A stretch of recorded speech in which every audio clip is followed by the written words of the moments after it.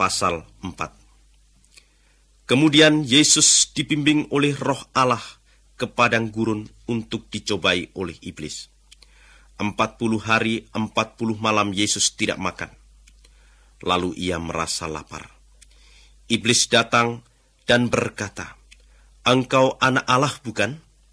Nah, suruhlah batu-batu ini menjadi roti." Yesus menjawab, "Di dalam Alkitab tertulis, manusia tidak dapat hidup dari roti saja, tetapi juga dari setiap perkataan yang diucapkan oleh Allah." Sesudah itu, iblis membawa Yesus ke Yerusalem, kota suci, dan menaruh dia di atas puncak rumah Tuhan. Lalu iblis berkata kepadanya, "Engkau anak Allah bukan? Kalau begitu, terjunlah ke bawah. Sebab di dalam Alkitab ada tertulis begini, Allah akan menyuruh malaikat-malaikatnya melindungi engkau. Mereka akan menyambut engkau dengan tangan mereka, supaya kakimu pun tidak tersentuh pada batu." Yesus menjawab, "Tetapi di dalam Alkitab tertulis juga, jangan engkau mencobai Tuhan Allahmu." Kemudian iblis membawa Yesus lagi ke gunung yang tinggi sekali dan menunjukkan kepadanya semua kerajaan di dunia dengan segala kekayaannya. Lalu iblis berkata kepada Yesus, "Semua ini akan saya berikan kepadamu kalau engkau sujud menyembah saya." Yesus menjawab, "Pergi kau, hai penggoda. Dalam Alkitab tertulis, sembahlah Tuhan Allahmu dan layanilah Dia saja." Akhirnya iblis meninggalkan Yesus dan malaikat-malaikat pun datang melayani dia. Ketika mendengar bahwa Yohanes dimasukkan ke dalam penjara, Yesus menyingkir ke Galilea. Ia meninggalkan Nazaret, lalu tinggal di Kapernaum di pinggir danau Galilea di daerah Sibulon dan Naftali. Karena Yesus melakukan hal itu, terjadilah apa yang dikatakan oleh Nabi Yesaya. Tanah Sibulon dan tanah Naftali di jalan ke danau seberang sungai Yordan, Galilea tanah orang bukan Yahudi. Bangsa yang hidup di dalam kegelapan telah melihat terang yang cemerlang. Bagi yang diam dalam negeri kegelapan maut, telah terbit cahaya terang.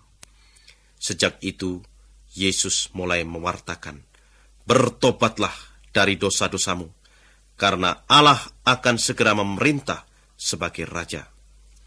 Ketika Yesus sedang berjalan di pantai Danau Galilea, ia melihat dua nelayan, yaitu Simon, yang dinamai juga Petrus, dengan adiknya Andreas. Mereka sedang menangkap ikan di danau itu dengan jala. Yesus berkata kepada mereka, "Mari, ikutlah aku. Aku akan mengajar kalian menjala orang." Langsung mereka meninggalkan jala mereka, lalu mengikuti Yesus.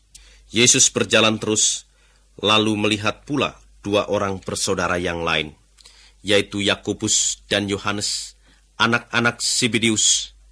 Mereka bersama-sama dengan ayah mereka sedang memperbaiki jala di dalam perahu. Yesus memanggil mereka juga, dan mereka langsung meninggalkan perahu dan ayah mereka, lalu mengikut Yesus. Di Galilea, Yesus berkeliling di seluruh negeri dan mengajar di rumah-rumah ibadat.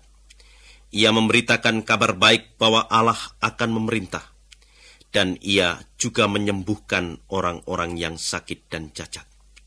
Kabar tentang Yesus itu tersebar di seluruh negeri Syria, sehingga banyak orang datang kepadanya. Pasal 5. Waktu Yesus melihat orang banyak itu, ia naik ke atas bukit. Sesudah ia duduk, pengikut-pengikutnya datang kepadanya. Lalu ia mulai mengajar mereka.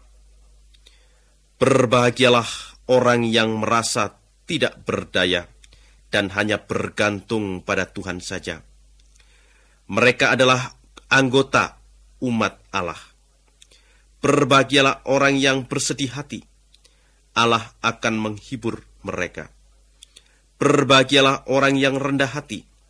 Allah akan memenuhi janjinya kepada mereka. Berbahagialah orang yang rindu melakukan kehendak Allah. Allah akan memuaskan mereka. Berbahagialah orang yang mengasihani orang lain. Allah akan mengasihani mereka juga. Berbahagialah orang yang murni hatinya. Mereka akan mengenal Allah. Berbahagialah orang yang membawa damai di antara manusia. Allah akan mengaku mereka sebagai anak-anaknya. Berbahagialah orang yang menderita penganiayaan karena melakukan kehendak Allah. Mereka adalah anggota umat Allah. Berbahagialah kalian kalau dicela, dianiaya, dan difitnah demi aku. Nabi-nabi yang hidup sebelum kalian pun sudah dianiaya seperti itu. Bersukacitalah dan bergembiralah, sebab besarlah upah di surga yang disediakan Tuhan untuk kalian. Kalian adalah garam dunia. Kalau garam menjadi tawar, mungkinkah diasinkan kembali? Tidak ada gunanya lagi, melainkan dibuang dan diinjak-injak orang. Kalian adalah terang dunia. Kota yang terletak di atas bukit tidak dapat disembunyikan. Tidak ada orang yang menyalakan lampu, lalu menutup lampu itu dengan tempayan.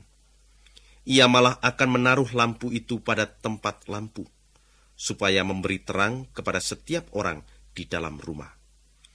Begitu juga terangmu harus bersinar di hadapan orang, supaya mereka melihat perbuatan-perbuatanmu yang baik, lalu memuji Bapamu di surga. Janganlah menganggap bahwa aku datang untuk menghapuskan hukum Musa dan ajaran nabi-nabi. Aku datang bukan untuk menghapuskannya, tetapi untuk menunjukkan arti yang sesungguhnya. Ingatlah, selama langit dan bumi masih ada, satu huruf atau titik yang terkecil pun di dalam hukum itu tidak akan dihapuskan, kalau semuanya belum terjadi. Oleh karena itu, barang siapa melanggar salah satu dari perintah-perintah itu, sekalipun yang terkecil, dan mengajar orang lain berbuat begitu juga, akan menjadi yang paling kecil di antara umat Allah. Sebaliknya, barang siapa menjalankan perintah-perintah itu dan mengajar orang lain berbuat begitu juga, akan menjadi besar di antara umat Allah. Jadi, ingatlah, kalian tidak mungkin menjadi umat Allah kalau tidak melebihi guru-guru agama dan orang-orang Farisi dalam hal melakukan kehendak Allah. Kalian tahu bahwa pada nenek moyang kita terdapat ajaran seperti ini. Jangan membunuh. Barang siapa membunuh harus diadili. Tetapi sekarang aku berkata kepadamu, barang siapa marah kepada orang lain, akan diadili. Dan barang siapa memaki orang lain, akan diadili di hadapan mahkamah agama. Dan barang siapa mengatakan kepada orang lain, tolol, patut dibuang ke dalam api neraka. Oleh sebab itu, kalau salah seorang di antara kalian sedang mempersembahkan pemberiannya kepada Allah, lalu teringat bahwa ada orang yang sakit hati terhadapnya, hendaklah ia meninggalkan dahulu persembahannya itu di depan mezbah, lalu pergi berdamai dengan orang itu.